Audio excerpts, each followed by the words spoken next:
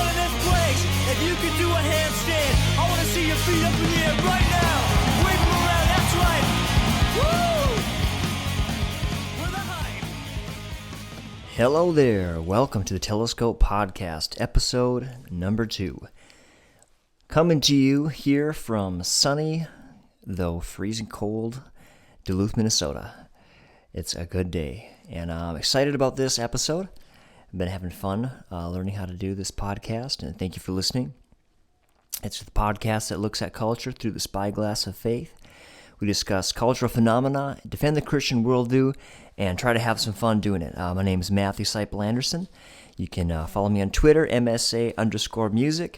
Facebook, I've got a Facebook page, The Telescope Podcast, and my website is mysaviorsanthem.com. So go check it out if you want to follow me in the digital world.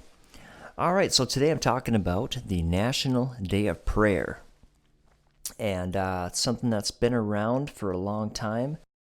It goes all the way back to 1775 when the Continental Congress made a prayer proclamation that everybody should pray. And there's been many of those throughout our nation's history. They're kind of part of our cultural heritage, if you will. You can find many examples of those if you look back, and on the state level and the national level. But anyway, let me just read something to you here from the always accurate site of Wikipedia, though I've done my research, so you can go to the National Day of Prayer website, just Google National Day of Prayer, and you can see that I'm not feeding you any bad information. But anyway, the National Day of Prayer is an annual day of observance held on the first Thursday of May, designated by the United States Congress, when people are asked to, quote, turn to God in prayer and meditation.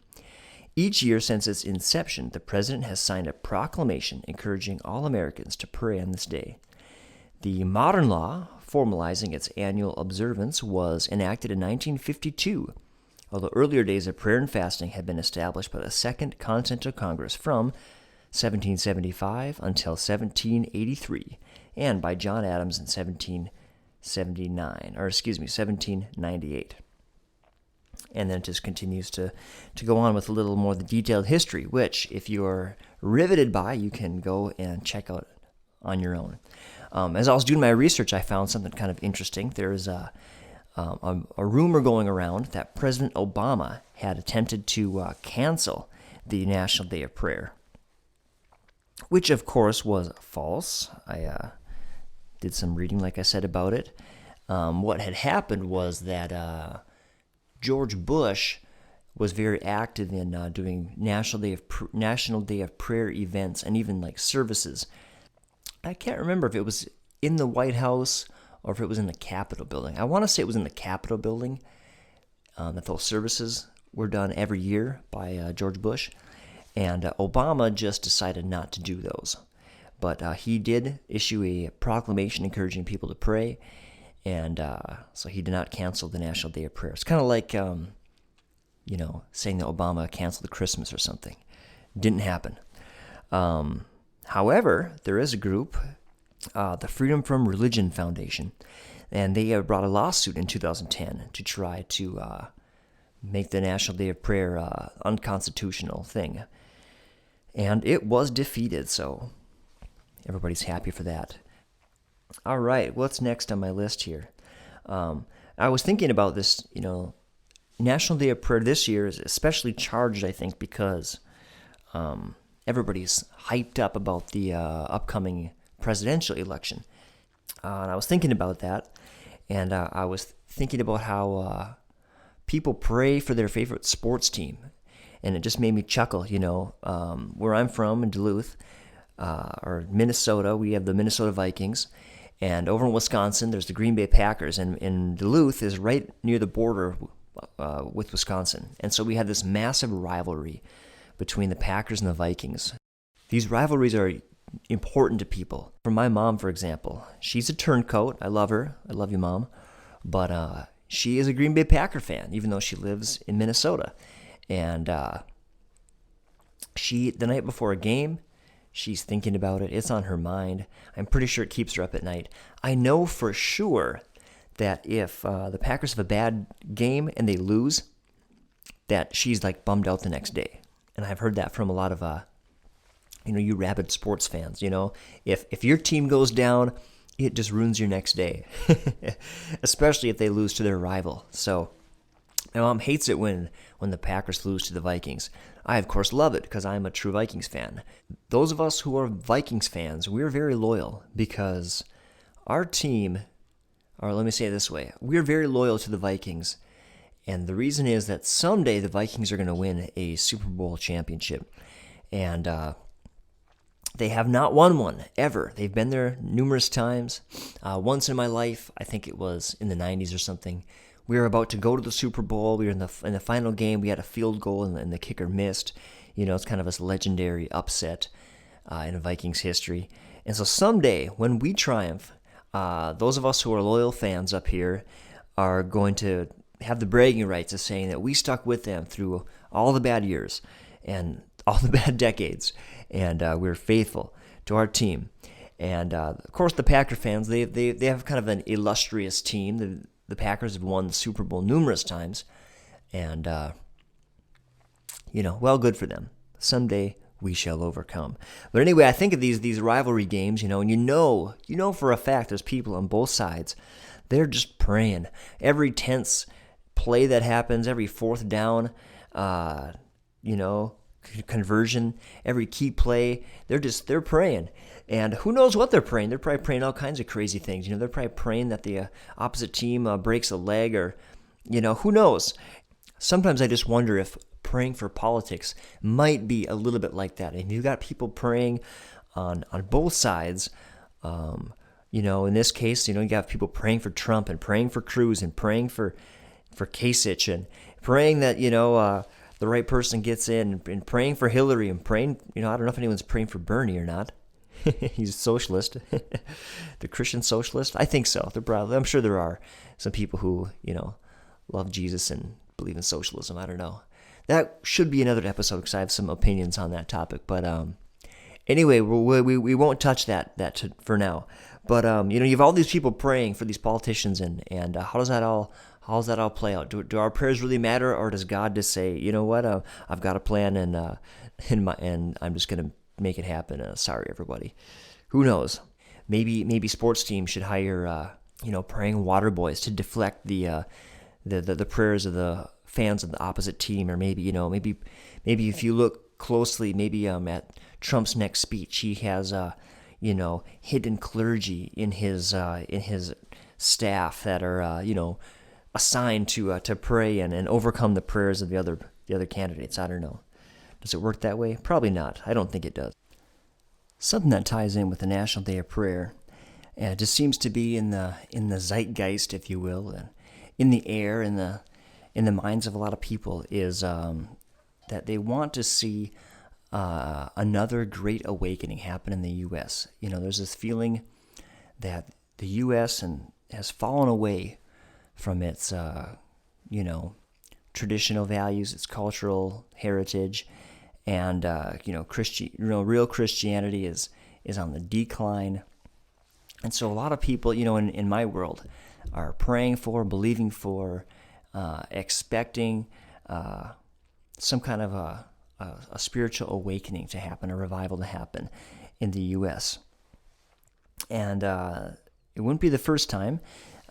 There have been two great awakenings in U.S. history, and I even took a class recently, this year, and with a very liberal professor, but he included the first and second great awakenings in his syllabus. He talked about them. He spent actually considerable time on the second great awakening.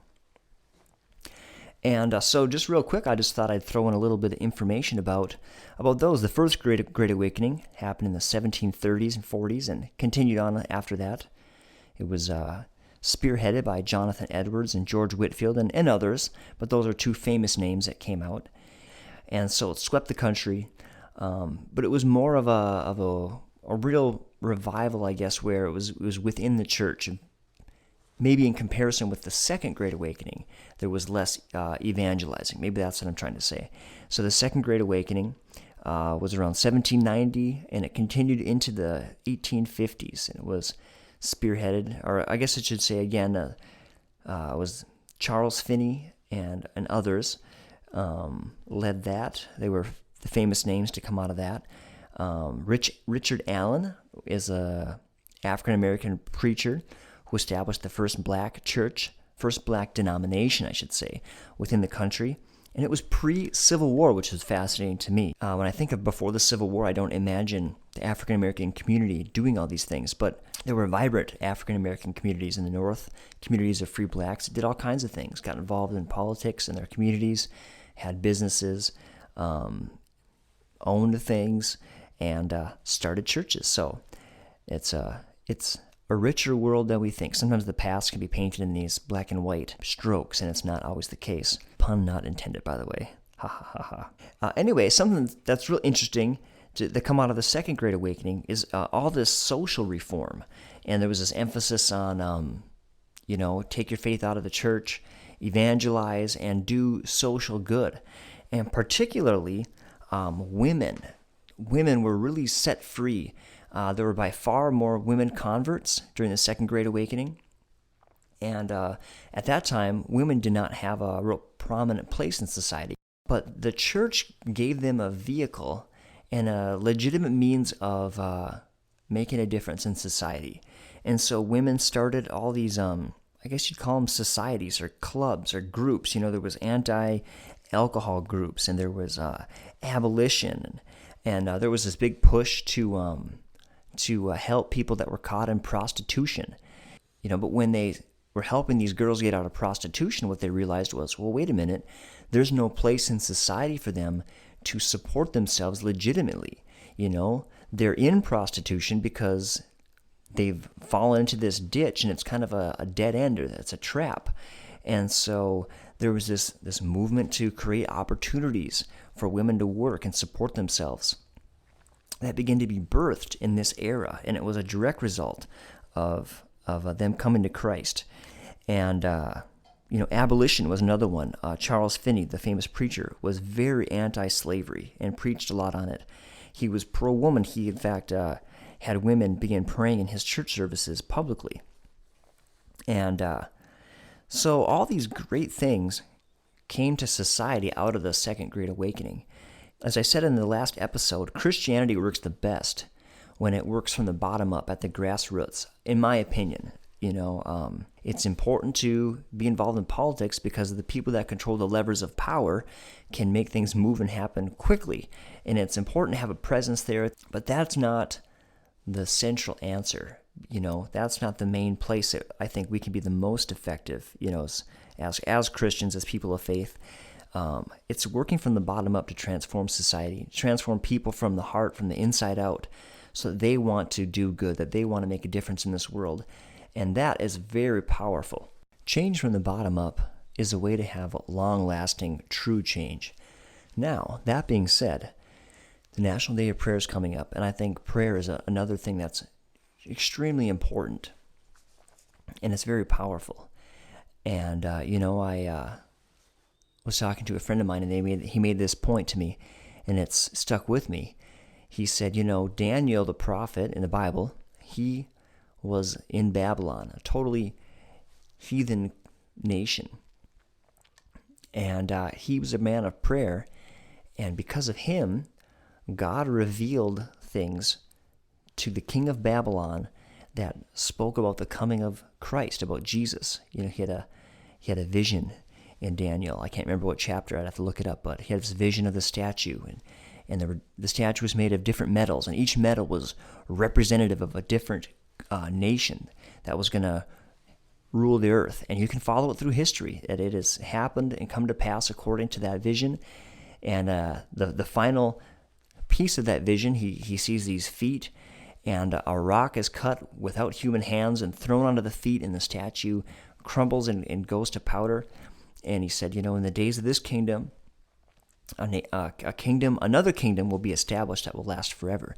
And that was in the days of the Roman Empire, and the kingdom was the kingdom of God, the kingdom of Jesus Christ, which is not an earthly kingdom, it's a spiritual kingdom, and it's endured long beyond the demise of the Roman Empire and long beyond the demise of all those other empires. They're scattered to the wind, they're no more. but there are still people serving and worshiping God and looking to Jesus. And so the point of the story is that if we're people of prayer, no matter who's in power, God can still move on our behalf. God can still do things, and it can be awesome. So if you're a local person around Duluth, I'll just put a little shameless plug in for my own stuff. Doing worship over in Superior, Wisconsin at the courthouse at noon on May 5th, so just a few days from now. And that's when they're going to do the National Day of Prayer observance.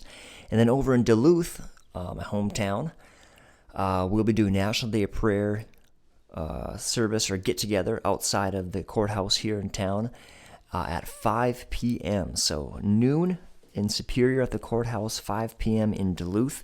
We'll be doing 3 or 4 worship songs, and have a lot of local leaders and pastors and people praying and calling on God together. It's a cool thing. It's a cool thing to come out and see people that you don't get to see. Each church is kind of like its own little community, and unless you get out to these events, you don't get to know the wider community. So it's a cool thing.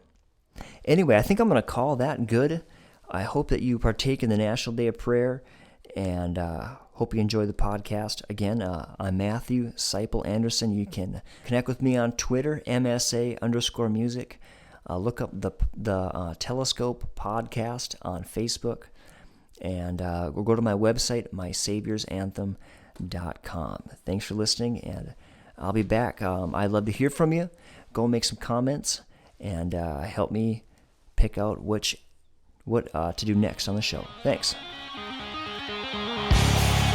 What's up, everybody? Everyone in this place, if you could do a handstand,